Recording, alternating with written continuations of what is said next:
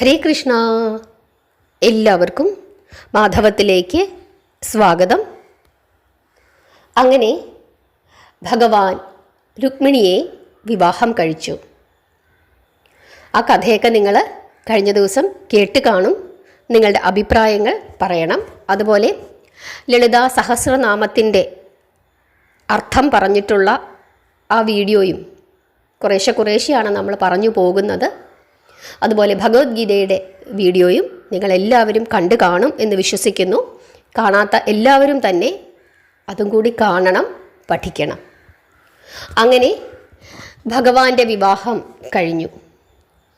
വിവാഹത്തിനു ശേഷം സന്തോഷപൂർവം രണ്ടുപേരും ജീവിച്ചുകൊണ്ട് ഇരിക്കുന്ന കാലത്ത് ഒരു രാത്രിയിൽ രുക്മിണീ ദേവി തനിക്കൊരു സന്താനം വേണം എന്ന് ഭഗവാനോട് അഭ്യർത്ഥിക്കുന്നു. ഒരു സ്ത്രീയായാൽ അവൾ ഒരു മാതാവാകാൻ ആഗ്രഹിക്കും. മാതൃത്വമാണ് അവളുടെ ജീവിതം ധന്യമാക്കി തീർക്കുന്നത്. അതുകൊണ്ട് നിന്റെ ആഗ്രഹം ഒരിക്കലും തെറ്റല്ല രുക്മിണി. അവിടുന്ന് ഇങ്ങനെ ആഗ്രഹിക്കുന്നതിൽ ഒരു തെറ്റും എനിക്ക് കാണാൻ സാധിക്കുന്നില്ല. രുക്മിണിയിലുണ്ടാകുന്ന പ്രഥമ പുത്രൻ കാമദേവാംശജൻ ആകണം എന്ന് ബ്രഹ്മദേവൻ പറഞ്ഞിട്ടുണ്ട്. അതുകൊണ്ട് കാമവൈരിയായ പരമശിവൻ്റെ അനുഗ്രഹം കൂടി ഈ പുത്രലാഭത്തിന് ആവശ്യമാണ് എന്ന് ഭഗവാൻ രുക്മിണീ ദേവിയോട് പറയുകയാണ്. അതായത് രുക്മിണീ ദേവി പ്രസവിക്കുന്ന പ്രഥമ പുത്രൻ കാമദേവൻ്റെ അവതാരമായിരിക്കണം. ഇക്കാര്യം ബ്രഹ്മദേവൻ നിശ്ചയിച്ചിട്ടുണ്ട്. കാമദേവൻ്റെ ശത്രുവാണ് ആര്? പരമശിവൻ. അതുകൊണ്ട് പുത്രൻ ഉണ്ടാകുന്നതിനു മുമ്പ് കാമവൈരിയായ പരമേശ്വരനെ കണ്ട് പരമേശ്വരൻ്റെ അനുവാദം മേടിക്കണം എന്ന് ആര് പറയുകയാണ്? സാക്ഷാൽ വൈകുണ്ഠപതിയായ ശ്രീകൃഷ്ണൻ പറയുകയാണ്. വലിയ അർത്ഥമാണ് ഈ വാചകത്തിലൂടെ നമുക്ക് ലഭിക്കുന്നത്. അതായത് നമ്മൾ മനസ്സിലാക്കണം, ഇവിടെ നമ്മുടെ ഹിന്ദുമത വിശ്വാസത്തിൽ നമ്മൾ പ്രാർത്ഥിക്കുന്ന അല്ലെങ്കിൽ നമ്മൾ വിശ്വസിക്കുന്ന ദേവതകൾ തമ്മിലുള്ള ഐക്യം. ഒരാളുടെ ശത്രുവാണ് എൻ്റെ മകനായി ജനിക്കാൻ പോകുന്നത്. അപ്പം അതിന് അയാളോടൊരു അനുവാദം മേടിക്കുക. നമ്മൾ എത്ര പേര് അങ്ങനെയുള്ള കാര്യങ്ങൾ ചെയ്യും? നമ്മളിപ്പോൾ ഒരു ശത്രുവിനോട് നമുക്ക് എന്തെങ്കിലും ഒരു കാര്യം, മറ്റൊരാളുടെ നമ്മുടെ സുഹൃത്തിൻ്റെ ശത്രുവിനോട് നമുക്ക് എന്തെങ്കിലും ഒരു കാര്യം ചെയ്യണമെന്നുണ്ടെങ്കിൽ നമ്മൾ നമ്മുടെ സുഹൃത്തിനോട് പറയുമോ, എനിക്ക് അയാളെ ഒന്ന് കാണണം, എനിക്ക് അയാളോട് ചില കാര്യങ്ങൾ സംസാരിക്കാനുണ്ട്, അയാളിൽ നിന്നും എനിക്ക് ചില കാര്യങ്ങൾ നേടിയെടുക്കാനുണ്ട്, താങ്കൾക്കൊന്നും തോന്നരുത്, ഇങ്ങനെ പറയുന്ന എത്ര പേരുണ്ട്? മറ്റൊരാളുടെ ശത്രു ആ വീട്ടിൽ പോയിട്ട്, നമ്മുടെ സുഹൃത്തിൻ്റെ ഒരു ശത്രുവിൻ്റെ വീട്ടിൽ പോയിട്ട് അവിടെ ഇരുന്ന് അയാളുടെ കുറേ കുറ്റമൊക്കെ കേട്ട് സന്തോഷിച്ച് മറ്റേയാളുടെ അടുത്ത് വന്ന് ദേ നിങ്ങളെപ്പറ്റി ഇങ്ങനെയൊക്കെ പറഞ്ഞു, അങ്ങനെ ചെന്ന് പറഞ്ഞില്ലെങ്കിലും വീട്ടിലിരുന്നൊന്ന് ചർച്ച ചെയ്യുന്ന എത്രയോ ആളുകൾ നമുക്ക് കാണാൻ സാധിക്കും. നമ്മളിലും ഉണ്ട്. മറ്റൊരാളുടെ കുറ്റത്തിൽ, മറ്റൊരാളെ പറ്റിയിട്ടുള്ള കുറ്റം കേട്ട് ആനന്ദിക്കുന്ന മനുഷ്യർ.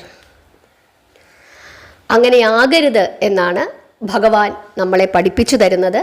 അതിനു വേണ്ടിയിട്ടാണ് ഭാഗവതമൊക്കെ കൃത്യമായി പഠിക്കണം, ഭഗവത്ഗീത കൃത്യമായി പഠിക്കണം എന്നൊക്കെ പറയുന്നത്. പക്ഷേ ഇന്നത്തെ കാലഘട്ടത്തിൽ ജനങ്ങൾക്കൊന്നും അതിന് വലിയ താല്പര്യം ഇല്ല. അതുകൊണ്ടാണ് നമ്മുടെ ചാനലിൽ തന്നെ എത്ര പേരുണ്ട്? 2000-ഓ 3000-ഓ ഒരു ആവറേജ് ഒരു 3000 പേരൊക്കെയാണ് കാണുന്നത്. ചില വീഡിയോയ്ക്കാണ് കൂടുതലുള്ളത്.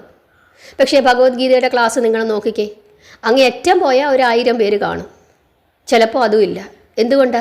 മനുഷ്യന് താല്പര്യമില്ല. പക്ഷേ ആ സമയത്ത് മറ്റെന്തെങ്കിലുമൊക്കെയുള്ള പരിപാടികൾ ഉണ്ടെന്നുണ്ടെങ്കിൽ ആ വീഡിയോസിനൊക്കെ ധാരാളം വ്യൂസ് ഉണ്ട്. എന്തുകൊണ്ടാണ്? മനുഷ്യന് ഈ കാലഘട്ടത്തിൽ അത് മതി. ദൈവവിശ്വാസം അനുസരിച്ച് ജീവിക്കുന്നതിനോ നന്നായി ജീവിക്കുന്നതിനോ ഇതൊക്കെ പഠിക്കുന്നതിനോ ഒന്നും ആർക്കും വലിയ താല്പര്യമില്ല എന്നുള്ളതാണ് നമ്മൾ ഇതിൽ നിന്നും മനസ്സിലാക്കുന്നത്. പിന്നെ 500 പേരെങ്കിലും ഭഗവാന്റെ പാതയിൽ മുമ്പോട്ട് പോകുന്നുണ്ടല്ലോ എന്ന് കരുതിയിട്ടാണ്, ആ 500 പേർക്ക് വേണ്ടിയിട്ടാണ് എന്നും ഈ കഥകളൊക്കെ ഞാൻ പറഞ്ഞു തരുന്നത്. അപ്പോൾ ഭഗവാൻ എന്താണ് പറഞ്ഞത്? കാമവൈരിയായ പരമശിവൻ്റെ അനുഗ്രഹം കൂടി മേടിക്കണം എന്ന് രുക്മിണിയോട് പറയുകയാണ്. ഇങ്ങനെ പറഞ്ഞ് തൻ്റെ ഭാര്യയെ സമാധാനപ്പെടുത്തി.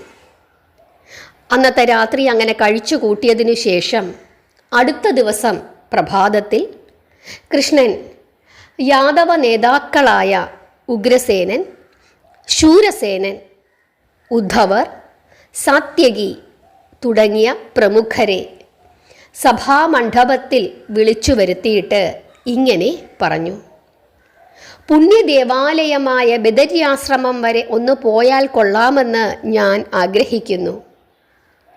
മോക്ഷപ്രദമായ നരനാരായണ വിഗ്രഹത്തെ ദർശിച്ച് കഴിയുന്നതും വേഗം ഞാൻ തിരിച്ചു വരാം. രാജ്യഭരണ വിഷയത്തിൽ നിങ്ങളെല്ലാവരും വളരെ ശ്രദ്ധയോടുകൂടി പ്രവർത്തിക്കണം. ഏക മനസ്സോടുകൂടി പ്രവർത്തിക്കണം. ജ്യേഷ്ഠനോടും കൂടി എല്ലാ കാര്യങ്ങളും ആലോചിക്കണം. ശത്രുക്കൾക്ക് പ്രവേശിക്കാനുള്ള യാതൊരു അവസരവും നിങ്ങൾ നൽകരുത്. ഞാനിവിടെ ഇല്ല എന്നു കരുതി ഒരു കാര്യത്തിനും നിങ്ങൾ ഒരു കുറവും വരുത്തരുത്. ധർമ്മകാര്യങ്ങൾക്ക് യാതൊരു കുറവും വരുത്തരുത്. അനീതിയെ ചെറുക്കണം, നീതിയെ പുലർത്തണം. ഇങ്ങനെ ഭഗവാൻ എല്ലാവരെയും വിളിച്ചുകൂട്ടി എല്ലാ കാര്യങ്ങളും പറഞ്ഞ് ഏൽപ്പിച്ചിട്ട് ബദര്യാശ്രമം വരെ പോകുന്നു എന്ന് പറയുകയാണ്. അങ്ങനെ ആ സഭ പിരിഞ്ഞു. അതിനുശേഷം ഭഗവാൻ ഏകനായി ആരാമത്തിൽ പ്രവേശിച്ചു. ആ പൂന്തോട്ടത്തിൽ ഇരുന്നു കൊണ്ട് അദ്ദേഹം ഗരുഡ ഭഗവാനെ മനസ്സിൽ ചിന്തിച്ചു. പെട്ടെന്നു തന്നെ പക്ഷീന്ദ്രൻ ഭഗവാന്റെ മുമ്പിൽ പ്രത്യക്ഷപ്പെട്ട് തൊഴുകൈയോടുകൂടി നിന്ന് ചോദിച്ചു: ഭഗവാനെ, അവിടുത്തേക്ക് വേണ്ടി ഞാൻ എന്താണ് ചെയ്യേണ്ടത്? ഉടനെ കൃഷ്ണൻ ഇപ്രകാരം അരുളി ചെയ്തു: എനിക്ക് മൃത്യുഞ്ജയ ദർശനത്തിനു വേണ്ടി കൈലാസം വരെ പോകണം. ഉടൻ തന്നെ ഗരുഡൻ തൻ്റെ ചിറകുകൾ പരത്തി ഭൂമിയിലേക്ക് താഴ്ന്നു. നന്ദാത്മജൻ അവൻ്റെ കണ്ഠത്തിൽ ആരൂഢനായി. തൽക്ഷണം തന്നെ ഗരുഡൻ ആകാശത്തിലേക്ക് ഉയർന്നു പറന്നു. കൈലാസപർവ്വതം ലക്ഷ്യമാക്കി ഗരുഡൻ പറക്കുവാൻ തുടങ്ങി. ഗരുഡവാഹനനായി ഗഗനവീതിയിൽ സഞ്ചരിക്കുന്ന ജഗന്മോഹനെ കണ്ട് പരമമായ ആനന്ദത്തോടുകൂടി ദേവഗന്ധർവ കിംപുരുഷന്മാരും നാരദാദി ബ്രഹ്മർഷി മുഖ്യരും അദ്ദേഹത്തെ സ്തുതിച്ചുകൊണ്ട് കൂടെ സഞ്ചരിച്ചു. പോകുന്ന വഴിക്ക് അദ്ദേഹം കൃഷ്ണൻ ബദര്യാശ്രമം കാണുകയും അവിടെ ഇറങ്ങുകയും ചെയ്തു. ബദര്യാശ്രമത്തിലേക്ക് പോവുകയാണ് എന്നാണ് അദ്ദേഹം യാദവ നേതാക്കളോട് പറഞ്ഞത്. ആ വാക്ക് സത്യമാകണം. കൂടാതെ തന്നെ കാണുവാൻ ആഗ്രഹിച്ചുകൊണ്ട് നിരവധി മാമുനികളും ഭക്തന്മാരും അവിടെ തപസ്സു ചെയ്യുന്നുണ്ട്. അവർക്ക് ദർശനവും നൽകണം. ഈ ഉദ്ദേശത്തോടു കൂടിയാണ് വൈകുണ്ഠപതിയായ സാക്ഷാൽ ശ്രീഹരി ശ്രീകൃഷ്ണൻ അവിടെ ഇറങ്ങിയത്. കമനീയമായ ദിവ്യ ആകൃതിയോടുകൂടിയ കാർ കൊണ്ടൽ വർണ്ണനെ കണ്ട് അവിടെ തപസ് ചെയ്തുകൊണ്ടിരുന്ന മഹർഷികളും ഭക്തന്മാരും തങ്ങൾ കാണുവാൻ ആഗ്രഹിച്ചു കൊണ്ടിരിക്കുന്ന സാക്ഷാൽ ശ്രീകൃഷ്ണ ഭഗവാൻ തന്നെയാണ് ഇത് എന്നുള്ള വിശ്വാസത്തോടു കൂടി അദ്ദേഹത്തെ എതിരേറ്റ് തൃപ്പാദങ്ങളിൽ പ്രണമിച്ചു. തൻ്റെ ദർശനം മോഹിച്ചിരുന്ന അവർക്ക് അദ്ദേഹം നയന സാഫല്യം നൽകി, അവരെ അനുഗ്രഹിച്ചു. പിശാചുരൂപികളും പ്രാകൃതന്മാരുമായിരുന്ന ഖണ്ഡൻ, കർണൻ തുടങ്ങിയ ശിവഭൂതഗണങ്ങളെ ശിവപ്രിയനായ കേശവൻ തൃക്കൈകളാൽ സ്പർശിച്ച് സുന്ദര രൂപികളാക്കി തീർത്തു. തങ്ങളെ കൂടി കൈലാസത്തിലേക്ക് കൊണ്ടുപോകണമെന്ന് മുനികളും ഭക്തന്മാരും അപേക്ഷിച്ചതനുസരിച്ചിട്ട് ഭഗവാൻ അവരെയും കൂടി ഗരുഡൻ്റെ മുകളിൽ കയറ്റി കൈലാസത്തിലേക്ക് യാത്ര തുടർന്നു. ഹരേ കൃഷ്ണ. ഭഗവാന്റെ ആ യാത്ര നിങ്ങൾക്ക് കാണാൻ സാധിക്കുന്നുണ്ടോ? കാണണം. പിശാചുരൂപികളും പ്രാകൃതന്മാരുമായിരുന്ന ഖണ്ഡൻ, കർണൻ തുടങ്ങിയ ശിവഭൂതഗണങ്ങളെയും ഭഗവാൻ സുന്ദരന്മാരാക്കി മറ്റു മാമുനികളെ കൂടി ഗരുഡ ഭഗവാന്റെ പുറത്തു കയറ്റി എല്ലാവരും കൂടിയുള്ള ആ മനോഹരമായ യാത്ര. മുരാന്തകനും പുരാന്തകനും തമ്മിലുള്ള കൂടിക്കാഴ്ച കാണുവാനായി ബ്രഹ്മദേവനും ദേവന്മാരും യക്ഷഗന്ധർവ കിം പുരുഷന്മാരും പ്രഹ്ലാദൻ തുടങ്ങിയ ഭക്തന്മാരായ അസുരന്മാരും ശിവഭക്തനായ ബാണാസുരനും വഹ്നി, വരുണൻ, കുബേരൻ, യമൻ, വായു, നിര്യതി, ഇന്ദ്രൻ തുടങ്ങിയ അഷ്ടദിക്പാലകന്മാരും നാരദാദി ഉത്തമ ബ്രഹ്മർഷികളും ഭഗവാന്റെ ഗീതങ്ങൾ പാടിക്കൊണ്ട് കൈലാസത്തിലേക്ക് യാത്ര തിരിച്ചു. ആകാശത്ത് ദേവവിമാനങ്ങൾ നിരന്നു. ആദിത്യചന്ദ്രന്മാരും പരമദീപ്തിയോടുകൂടി ആകാശത്തിൽ പ്രത്യക്ഷപ്പെട്ടു. കൃഷ്ണൻ അവതാരമാണെന്ന് എല്ലാവർക്കും അറിയാമെങ്കിലും അദ്ദേഹത്തിൻ്റെ വൈഭവം എത്രമാത്രമുണ്ട് എന്നറിയുവാനുള്ള ആകാംക്ഷയാണ് അവരെ അദ്ദേഹത്തിൻ്റെ കൂടെ സഞ്ചരിക്കുവാൻ പ്രേരിപ്പിച്ചത്. അത്ഭുതം, മഹാത്ഭുതം! വൈകുണ്ഠവും കൈലാസവും ഒന്നായി. ഭക്തജനങ്ങൾ അങ്ങനെ കാണുകയാണ്. ഭക്തജനങ്ങളുടെ കണ്ണിൽ കൈലാസവും വൈകുണ്ഠവും ഒന്നായിത്തീരുന്നു. സുരഭിലങ്ങളായ കുസുമ സഞ്ചയങ്ങൾ വിടർന്നു. പരിമളഭരനായ മന്ദമാരുതൻ വീശി. പക്ഷിജാലങ്ങൾ ഗാനങ്ങൾ മുഴക്കി. പാവനമായ ഗംഗ കല്ലോലരഹിതമായും മന്ദമായും ഒഴുകി. വിഷ്ണു പാർഷദന്മാരും ശിവപാർഷദന്മാരും ഒന്നായി കാണപ്പെട്ടു. വൃന്ദാവന സുന്ദരന്റെ ആഗമന വൃത്താന്തം ജ്ഞാനദൃഷ്ടിയ സോമസുന്ദരമൂർത്തി അറിഞ്ഞു കഴിഞ്ഞു. മൃത്യുഞ്ജയൻ അംബികയോടുകൂടി ഭൂതവേതാള യക്ഷ കിന്നര സഞ്ചയങ്ങളോടും ഗണനാഥ സ്കന്ദാദി നന്ദനന്മാരോടും കൂടി സർപ്പഭൂഷണനായി, സർപ്പകുണ്ഡലനായി, ശൂലധാരിയായി, പിംഗലേക്ഷനായി, മംഗലത്രിനേത്രനായി, ശാർദൂല ചർമ്മധാരിയായി, സർവാംഗഭസ്മലേപിതനായി, ചന്ദ്രകലാധരനായി, ഗംഗാമകുട ഭാസിതനായി ചെന്താമരക്കണ്ണൻ്റെ സന്നിധിയിൽ വന്ന് വൃഷഭത്തിൻ്റെ മുകളിൽ നിന്നും താഴെ ഇറങ്ങി അദ്ദേഹത്തെ കൈകൂപ്പി സ്വാഗതം ചെയ്തു. ഭഗവാൻ കൃഷ്ണനും പക്ഷീന്ദ്രൻ്റെ കണ്ഠത്തിൽ നിന്നും അവരോഹണം ചെയ്ത് പശുപതിയെയും പാണി പങ്കജങ്ങൾ കൂപ്പി വന്ദിച്ചു.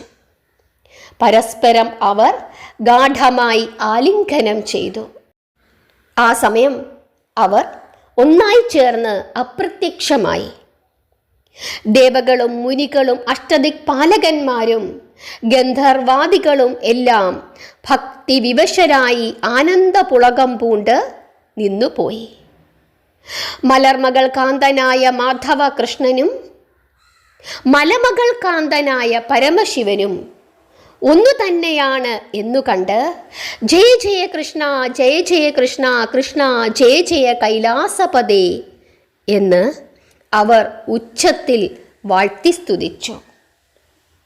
പെട്ടെന്ന് അപ്രത്യക്ഷമായ അവസ്ഥ വെടിഞ്ഞ് ഇന്ദുചൂടനും ഇന്ദിരാപതിയും വേറെ വേറെയായി പ്രത്യക്ഷീഭവിച്ചു. വിഷ്ണുവായ കൃഷ്ണനും ശിവനും ഒന്നു തന്നെയാണ് എന്നുള്ള ബോധം ദേവാദികൾക്കും മുനികൾക്കും മറ്റു കാണികൾക്കും ക്ഷണനേരത്തേക്ക് തോന്നി എങ്കിലും വിഷ്ണുവിൻ്റെ മായയാൽ അവർ അത് വീണ്ടും മറന്നുപോയി. ശിവനും വിഷ്ണുവും വേറെ വേറെ ആണെന്നുള്ള തോന്നൽ അവർക്ക് പെട്ടെന്ന് ഉണ്ടാവുകയും ചെയ്തു. ഇതാണ് മായയുടെ ശക്തി. ആരാണോ മായയെ വെടിയുന്നത് അവനാണ് ശരിയായ ജ്ഞാനി.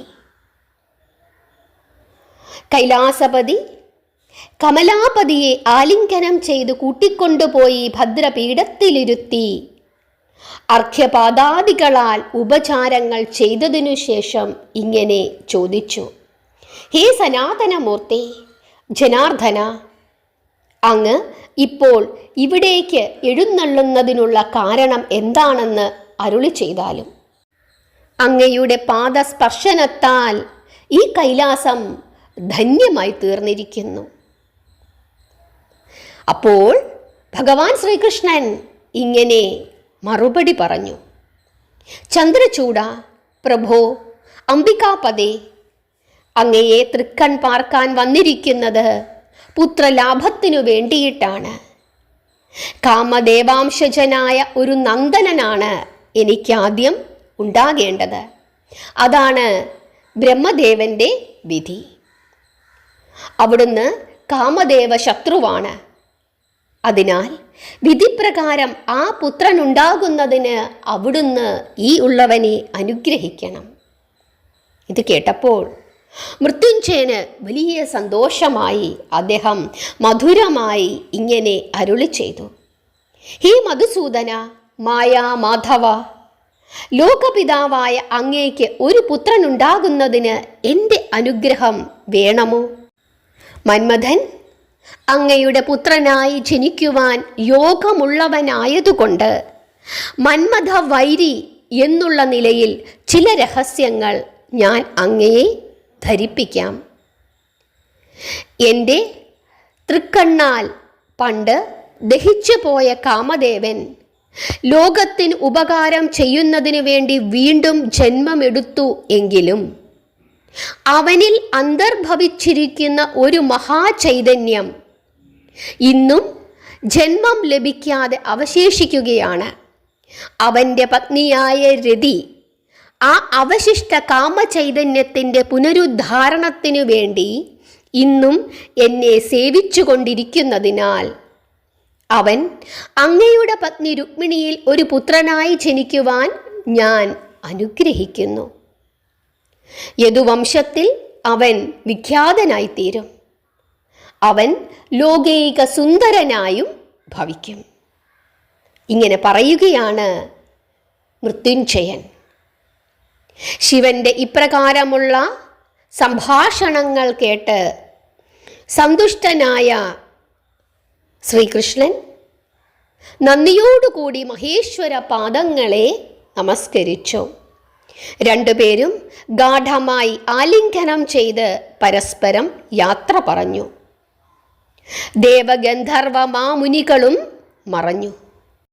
അതിനുശേഷം ഭഗവാൻ ശ്രീകൃഷ്ണൻ ഗരുഡാരൂഢനായി ദ്വാരകയിൽ എത്തിച്ചേർന്നു. പീതാംബരൻ ഭഗവാന്റെ പരമശിവന്റെ അനുഗ്രഹ വൃത്താന്തം ധർമ്മപത്നിയെ ധരിപ്പിച്ചു. രണ്ടുപേർക്കും വലിയ സന്തോഷമായി. കാലക്രമേണ വൈദർഭി ഗർഭം ധരിക്കുകയും ചെയ്തു. ഹരേ കൃഷ്ണ. ഈ കഥ, ഭാഗവതത്തിലെ ഈ കഥ നിങ്ങൾക്കിഷ്ടപ്പെട്ടോ? എത്ര പേർക്ക് ഈ കഥ അറിയാമായിരുന്നു? ഞാനിതിനു മുമ്പ് പറഞ്ഞു തന്നിട്ടുണ്ട്. പണ്ട് മുതലേ നമ്മുടെ ചാനൽ കാണുന്ന ആളുകൾക്ക് അറിയാം. പുതിയ ആളുകൾക്ക് വേണ്ടിയിട്ടാണ് വീണ്ടും വീണ്ടും പറയുന്നത്. പിന്നെ ഭഗവാന്റെ കഥകൾ പറയുന്നതും കേൾക്കുന്നതും നമുക്ക് സന്തോഷമാണല്ലോ.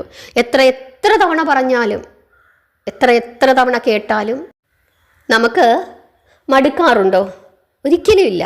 അതുകൊണ്ടാണ് വീണ്ടും വീണ്ടും പറയുന്നത്. കേട്ടവർ വീണ്ടും വീണ്ടും കേൾക്കുക, കേൾക്കാത്തവർ ഇപ്പോൾ കേൾക്കുക, ഇനിയും തുടർന്ന് കേൾക്കുക. ഇവിടെ ഭഗവാൻ ശ്രീകൃഷ്ണൻ ഒരു നല്ല കാര്യത്തിന് വേണ്ടി, ഒരു നല്ല കാര്യം സംഭവിക്കുന്നതിന് വേണ്ടിയിട്ട് ഭഗവാന്റെ അനുഗ്രഹം മേടിച്ചത് കണ്ടില്ലേ? അവിടെ ഞാൻ എന്നുള്ള അഹങ്കാരം ഭഗവാൻ ഉണ്ടായിരുന്നു ഇല്ല. രണ്ടുപേരും ഒന്നു തന്നെയാണ്, രണ്ടുപേരും തുല്യരാണ്. പക്ഷേ അവർ പരസ്പരം എങ്ങനെ സ്നേഹിക്കുന്നു, എങ്ങനെ ബഹുമാനിക്കുന്നു, എങ്ങനെ കരുതുന്നു എന്നുള്ളതാണ് നമ്മൾ പഠിക്കേണ്ടത്. ഇവിടെ നമുക്ക് എന്തെങ്കിലുമൊക്കെ ചെറിയ കാര്യങ്ങൾ ലഭിക്കുമ്പോൾ നമ്മൾ എത്രത്തോളം അഹങ്കരിക്കാറുണ്ട്. ഞാൻ എന്നുള്ള ഭാവം എത്ര കൂടുതലാണ് നമുക്ക് ഓരോരുത്തർക്കും. ചെറിയ നിസ്സാരമായ കാര്യങ്ങൾ, അതിനു വേണ്ടിയിട്ടാണ് നമ്മളിങ്ങനെ അഹങ്കരിക്കുന്നത്. ആ സമയത്ത് വൈകുണ്ഠപതി എത്ര സ്നേഹമായിട്ടാണ്, എത്ര എളിമയോട് കൂടിയാണ് എല്ലാ കാര്യങ്ങളിലും ഇടപെടുന്നത് എന്ന് നിങ്ങൾക്ക് മനസ്സിലായോ? പരസ്പരം കുറ്റം പറയാതിരിക്കുക. കുറ്റം പറയുന്ന ആളുകളുടെ, അതായത് കൊതിഞ്ഞൊണെ എന്ന് നമ്മൾ പച്ച മലയാളത്തിൽ പറയും, അങ്ങനെയുള്ള ഇടങ്ങളിലേക്ക് പോകാതിരിക്കുക. അങ്ങനെയുള്ള ആളുകളെ പ്രോത്സാഹിപ്പിക്കാതിരിക്കുക, ചെവി കൊടുക്കാതിരിക്കുക. നല്ല കാര്യങ്ങൾ ചിന്തിക്കുക, നല്ല കാര്യങ്ങൾ മാത്രം പറയുക, നല്ല കാര്യങ്ങൾ ചെയ്യുക. അത് നിങ്ങൾക്ക് മാത്രമല്ല, നിങ്ങളുടെ തലമുറയ്ക്കും ഗുണം ചെയ്യും. പെട്ടെന്ന് നമുക്ക് ആ ശീലമൊന്നും മാറ്റാൻ പറ്റില്ല, പക്ഷേ കുറേശ്ശെ മാറ്റിയെടുക്കണം. നാമം ജപിക്കുക. എല്ലാവരെയും ഭഗവാൻ അനുഗ്രഹിക്കട്ടെ. ഈ കഥ നിങ്ങൾ കേട്ടിട്ടുണ്ടോ ഇതിനു മുമ്പ്? അതല്ലെങ്കിൽ ആദ്യമായിട്ട് കേൾക്കുകയാണോ എന്നുള്ള കാര്യങ്ങളൊക്കെ നിങ്ങൾ കമൻ്റ് ഇടണം. ഭഗവാന്റെ കഥകൾ പറയുന്നതും ഭഗവാന്റെ കഥകൾ കേൾക്കുന്നതും ഭഗവാന്റെ കഥകൾ പ്രചരിപ്പിക്കുന്നതും ഭക്തി തന്നെയാണ്. അതുകൊണ്ട് കേട്ടുകൊണ്ടേയിരിക്കുക, ഞാൻ പറഞ്ഞുകൊണ്ടേയിരിക്കും. നിങ്ങളുടെ പ്രിയപ്പെട്ടവർക്കായി നിങ്ങൾ ഈ വീഡിയോ ഷെയർ ചെയ്ത് കൊടുത്താലും മതി, അതല്ലെങ്കിൽ ഈ കഥ മനസ്സിലാക്കിയിട്ട് പറഞ്ഞു കൊടുത്താലും മതി. എന്തെങ്കിലും ഒരു കാര്യം ചെയ്യണം. കാരണം അത് ഭഗവാന്റെ കഥകൾ പ്രചരിപ്പിക്കുന്നതിന് തുല്യമാണ്. അത് ഒരു ഭക്തി തന്നെയാണ്. എല്ലാവരെയും ഭഗവാൻ അനുഗ്രഹിക്കട്ടെ. ഹരേ കൃഷ്ണ.